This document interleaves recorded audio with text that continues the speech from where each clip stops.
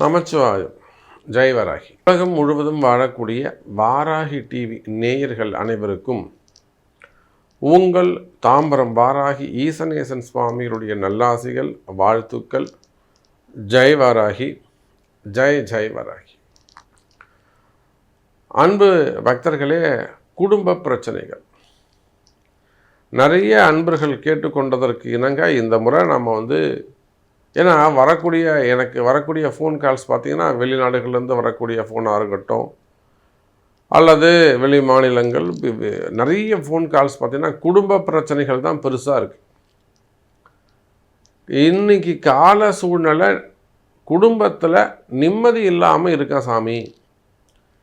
அது ஆண்களாக இருக்கலாம், பெண்களாக இருக்கலாம், திருமணத்துக்கு முன்பாக இருக்கலாம், திருமணத்துக்கு பின்பாக இருக்கலாம், காதலர்களாக இருக்கலாம், இல்லை காதலிக்கிறதால பெற்றோர்களுக்கு அப்பா அம்மாவுக்கு வரக்கூடிய பிரச்சனையாக இருக்கலாம், குடும்ப கௌரவமாக இருக்கலாம். அப்போ எனக்கு ஒரு ஃபோன் கால்ஸ் வருதுன்னா இதுதான் ஒன்று, பொண்ணை பற்றி பேசுகிறாங்க, இல்லை பையனை பற்றி பேசுகிறாங்க, இல்லை மாப்பிள்ளையை பற்றி பேசுகிறாங்க, அப்படி இல்லைன்னா வீட்டுக்காரை பற்றி பேசுகிறாங்க, அப்படி இல்லைன்னா கணவன் மனைவியை பற்றி பேசுகிறாரு, மாமியாரை பற்றி பேசுகிறாரு. இன்றைக்கி ஏன் கிரக சூழ்நிலை, கால சூழ்நிலை ஒரு நிம்மதியான வாழ்க்கை இல்லை? ஏன் அந்த நிம்மதியான வாழ்க்கை இல்லை? நாம் என்ன தப்பு செஞ்சோம்? நமக்கு ஏன் இப்படி நடக்குது? நாமளும் மற்றவங்களைப் போல ஒரு ஹாப்பியாக, ஒரு கலர்ஃபுல்லாக, ஒரு நிம்மதியான வாழ்க்கை ஏன் நமக்கு கிடைக்கல? ஸோ நம்மளுடைய மிஸ்டேக் என்ன அப்படிங்கிறத தெரிஞ்சுக்கிறதுக்கு நிறைய அன்பர்கள் உலகம் முழுவதும், வேர்ல்டு வைடு நிறைய ஃபோன் கால்ஸ். குறிப்பாக பார்த்தீங்கன்னா கணவன் மனைவி பிரச்சனைகள். ஒருத்தருக்கு ஒருத்தர் கல்யாணம் ஆகி 10 வருஷம், 15 வருஷம், 20 வருஷம் வாழ்ந்தவங்களாக கூட அந்த கேது தசையோ, கேது புத்தியோ, அல்லது செவ்வாய் தசை, இல்லை பாதகாதிபதி தசை, இதெல்லாம் வரும்போது ஆட்டோமேட்டிக்காக பிரிவு ஏற்படுது. எப்போ முதிர்ந்த வாழ்க்கையில் 20 வருஷம் வாழ்ந்ததுக்கு பிறகு, இல்லை 30 வருஷம் வாழ்ந்ததுக்கு பிறகு, வயோதிக பருவத்தில். ஆனால் இப்போ நியர்பையாக கல்யாணம் பண்ணாங்க, ஒரு 6 மாதம் தான் ஆகுது, 2 வருஷம் ஆகுது, ஒரு 5 வருஷம் ஆகுது, ஒரு குழந்தை இருக்கும். மனைவி ரொம்ப கணவனை மதிக்காமல் இருக்கிறது. அந்த ஆம்பளைக்கு ஒரு வீட்டில் மரியாதையே இருக்காது. அது அந்த ஆம்பளையுடைய மனவேதனை இருக்கே, அது சொல்லி மாளாது. இவ்வளோ கஷ்டம், அவ்வளோ கஷ்டம்னு வீட்டுக்குள்ளே ஒரு ஆம்பளைக்கு ஒரு மரியாதை இல்லைன்னா அந்த ஆணுடைய மனநிலை எவ்வளோ கவலை, கஷ்டப்படும்ன்றது நமக்கு தான் தெரியும். அப்போது குழந்தை பிறந்தது சாமி, வேணுமுன்னே கூட்டு போய் வச்சுருக்காங்க, மாமியார் பண்ணுற வேலை, வேணுமுன்னே இழுத்து போயிட்டாங்க சாமி, கம்ப்ளைண்ட் கொடுக்க வச்சுட்டாங்க, போலீஸ் கேஸ் ஆகுது, அந்த மாதிரி பொண்ணு அது கிடையாது, என்னை விட்டு பிரிஞ்சு இருக்காது அப்படின்லாம் அவர் வருத்தப்படுவார்.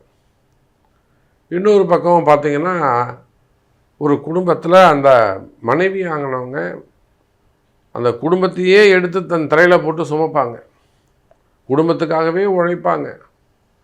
ஆனால் ஒன்று கணவர் மதிக்க தெரியாது, அம்மாவோட சேர்ந்துட்டு ஏதாவது ஒன்று பண்ணுவார், இல்லை கணவர் சப்போர்ட் இருக்கும், மாமனார் மாமியார் சப்போர்ட் இருக்காது.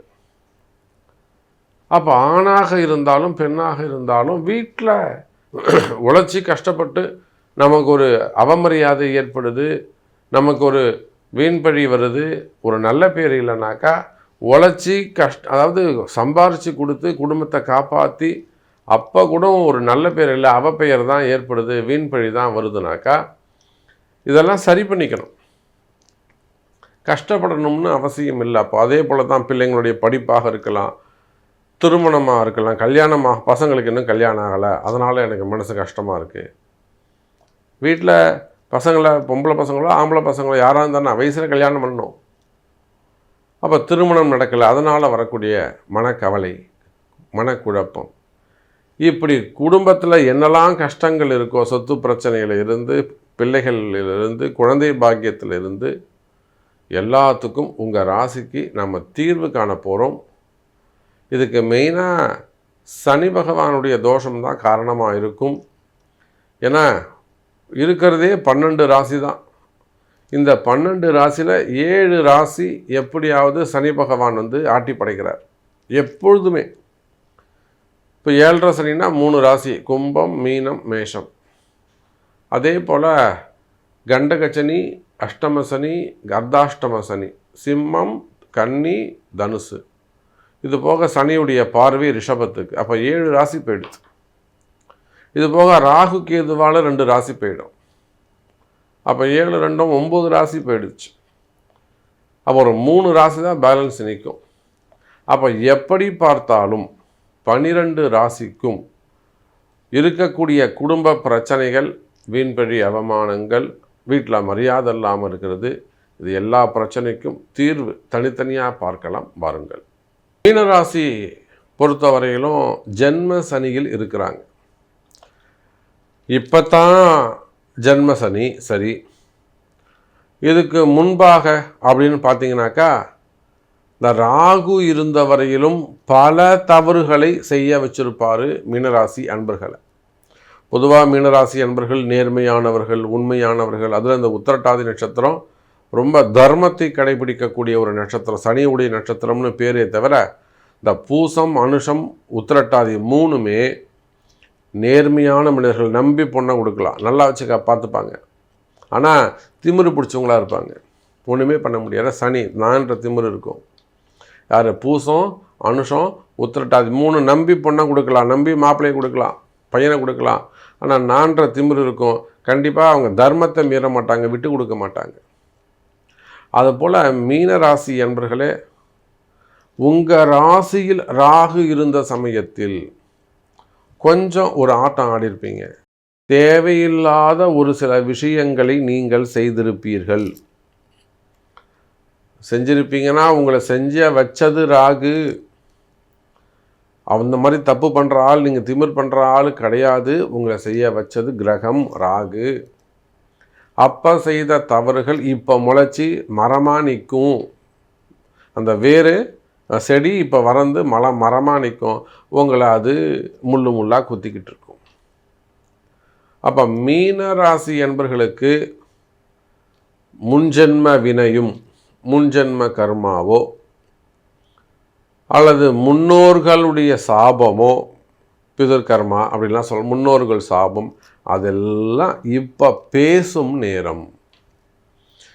மீனராசிக்கு ஏன்பா இவ்வளோ கஷ்டமாக இருக்குன்னா, ஜென்ம சனினா என்னன்னு கேட்டிங்கன்னா, முன்னாடி நீங்கள் செய்த தவறுகளுக்கெல்லாம் இப்போ பதில் சொல்ல வேண்டிய தருணம்.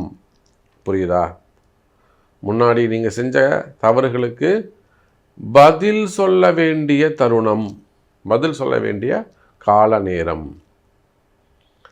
அப்போ முன்னோர் சாபங்கள், பிதுர் கர்மாக்கள், அல்லது நான் சொன்ன மாதிரி இப்போ ராகு உங்கள் ராசியில் இருந்தப்போ செஞ்ச தவறுகள், நீங்கள் செஞ்ச தவறுகள், இது எல்லாம் ஆக்டிவேட் ஆகி உங்கள் குடும்பத்தையும் உங்களையும் ஆட்டி படைக்கும். ஆட்டி படைக்கணும் என்னங்க? ரொம்ப சிம்பிள். ஒன்று, உங்களுடைய உடல்நிலை ஆரோக்கியத்தை நீங்கள் ஜாக்கிரதையாக பார்த்துக்கணும். ஹெல்த்தில் நல்ல கான்சன்ட்ரேஷன் செய்யணும். ஏதேனும் உங்கள் வீட்லேயோ உங்களுக்கோ ஒரு விபத்து நடக்குது, ஒரு தீ விபத்தோ இல்லை கீழே உளறதோ அடிபடுறதோ வண்டி வாகனமோ விபத்து ஏற்பட்டதுன்னா உடனடியாக ஒரு பரிகாரங்கள் செய்து கொள்வது சிறப்பு. உடனே ஜாதகம் எடுத்து பார்த்தணும். இதெல்லாம் அறிகுறிகள். இல்லை வீட்டில் ஏதேனும் ஒரு விஷயம் நடக்குது, தென்படுது, ஒரு திருட்டு நடக்குது, இல்லை யாராவது வந்து போகிறாங்க, இல்லை ஒரு சண்டை சச்சரவு நடக்குது, குடும்பத்தில் ஒரு சண்டையாகவே இருந்துக்கிட்டு இருக்குது, ஒரு சத்தம் கேட்டுக்கிட்டே இருக்குது, இமீடியட்டாக நீங்கள் வாராகிய வழிபாடு செய்வது, வாராகிட்ட வந்து நிற்பது, கேட்பது, உத்தரவு கேட்பது நல்லது. அதே போல் தான் வீட்டில் வேறு ஏதேனும் ஒரு பிளாக் மேஜிக் சம்மந்தப்பட்ட செய்வினை கோளாறுகள் இருக்கிற மாதிரி இருக்கிறது, அல்லது வீட்டுக்குள்ளே வந்தால் தான் வெளியில் போனால் நல்லா இருக்கா சாமி, வீட்டை விட்டு வெளியில் போனாக்கா நல்லா சாப்பிட்றேன், நல்லாவே இருக்குது, வீட்டுக்குள்ளே வந்தால் சாப்பிட பிடிக்கல, தூக்கம் வர மாட்டேங்குது, வெளியில் போனால் நல்லா தூங்குறேன், நிம்மதி இல்லாமல் இருக்குது. மனக்கவலைகள், மனக்குழப்பம், மனசில் ஒரு பயம், மனக்குழப்பம், மனபயம், மனசில் ஒரு நிம்மதி இல்லாமல் இருப்பது, இது எல்லாத்துக்கும் காரணம் யாருங்க? இந்த சனி கிரகம், ஜன்ம சனி. அப்போ ஜன்மாந்திரத்தில் செய்தது மட்டுமல்ல, இவங்க இப்போ இவங்க பிள்ளைங்க மூலியமாக அவங்களுக்கு வச்சு செய்வார். உங்கள் கணவன் மூலியமாக செய்வார், உங்கள் மாமனார் மாமியார் மூலியமாக செய்வார். உங்களை யார் கஷ்டப்படுத்துகிறாங்களோ அவர் தான் உங்களுக்கு சனி பகவான் நின்று வேலை செய்கிறாருன்னு அர்த்தம். யாருன்னே தெரியாத ஒருத்தன் வந்து உங்களை அதிகாரம் பண்ணுறான், யாருன்னே தெரியாத ஒருத்தன் வந்து உங்களை ரொம்ப இம்சை பண்ணுறான்னா உங்கள்கிட்ட பிடிங்கிக்கிறான் ஒரு விஷயத்தை. ரேவதி நட்சத்திரம் இல்லை உத்திரட்டாதி நட்சத்திரம் ஒரு 4 கிரவுண்டு இடத்த வாங்கியிருக்காங்க. இந்த 4 கிரவுண்டு இடத்த இன்னொருத்தவன் வாங்கிக்கிறான்னு வச்சுக்கோங்களேன், அபகரிச்சுக்கிறான். அது என் இடம்பா அப்படின்றான். நீங்கள் பதறி போயிடுறீங்க, அப்படியே ஏமாந்துடுறீங்க. இன்றைக்கி ஒரு 1/2 கிரவுண்ட்னாலே பரவாயில்ல, 4 கிரவுண்டு இடத்த ஒருத்தன் பிடிக்கிறான்னு எப்படி இருக்கும்? ஏமாற்றங்கள். இதெல்லாம் நீங்கள் இந்த சனி கிரக பிரீத்தி அல்லது பிதிர்தோஷங்கள் சனிதா சாபதோஷ நிவர்த்தி செய்யாமல் நீங்கள் நிம்மதி வராது. அப்போது ஜென்ம சனி மட்டும் அல்லாது, நான் இன்ட்ரோல் அதனால தான் சொன்னேன், ஜென்ம சனி, அஷ்டம சனி, அர்த்தாஷ்டம சனி, கண்டக சனி, அதே போல் சனியுடைய பார்வை, ராகு கேது பிரச்சனை, இதெல்லாம் தாண்டி 8-12 ராசியும் ஏதாவது ஒரு கிரகம் வேலை செஞ்சுக்கிட்டு தான் இருக்கும். அப்போ இந்த ஜென்ம சனியால் கஷ்டப்படக்கூடிய அல்லது வந்து ராகுவால் அதிகமாக கஷ்டப்படக்கூடிய மீன ராசி அன்பர்களே, உங்களுடைய கஷ்டம் எனக்கு தெரியுங்க. ஊரில் எங்கே இருந்தாலும் சரிதான், எந்த ஊரில் இருந்தாலும் சரிதான். மீனராசி அன்பர்கள்னு சொல்லியாச்சுன்னா, நான் சொன்ன இன்ட்ரோவில் சொன்ன அத்தனை குடும்ப கஷ்டங்களும் அல்லது வறுமையோ, உடல்நிலை ஒரு பக்கம் உடல்நிலை ஆரோக்கியமாக இருக்கும், இன்னொரு பக்கம் மனசுக்கு வேதனையாக இருக்கும், நிம்மதி இல்லாமல் இருக்கும், வெளியில் எதுவுமே காமிச்சிக்க முடியாது, கௌரவ பிரச்சனையாக இருக்கும். வெளியில் சொன்னால் அசிங்கம், வீட்டில் நம்மளை மதிக்கலை, அவமரியாதை பண்ணுறாங்க, வெளியில் போய் சொல்ல முடியுமா? வேலை செய்கிற இடத்துல நம்மளை மதிக்க மாட்டுறாங்க, இன்சல்ட் பண்ணுறாங்கன்னு வெளியில் சொல்ல முடியுமா? பொண்டாட்டிட்டு கூட சொல்ல முடியாது. அப்போ இந்த வீண்பழி அவமானங்கள், அவமரியாதைகள் இருக்குமே. ஆனால் கவலை வேண்டாம் மீன ராசி அன்பர்களே, அதெல்லாம் இந்த சனிதோஷ நிவர்த்தியால் சரி செய்ய முடியும். அதுக்கு மேலே உள்ள பல பிரச்சனை, சொத்து பிரச்சனை, ஏமாற்றங்கள், எதிரிகள், இதுக்கெல்லாம் வாராகி பூஜைகள் உள்ளது. அப்போ மீன ராசி அன்பர்களே, சரி செய்ய வேண்டிய நேரம் வந்துள்ளது, சரி செய்து கொள்ளுங்கள். முழு விவரம் உங்கள் ஜாதகம் பேசும். நன்றி, நமச்சிவாயம்.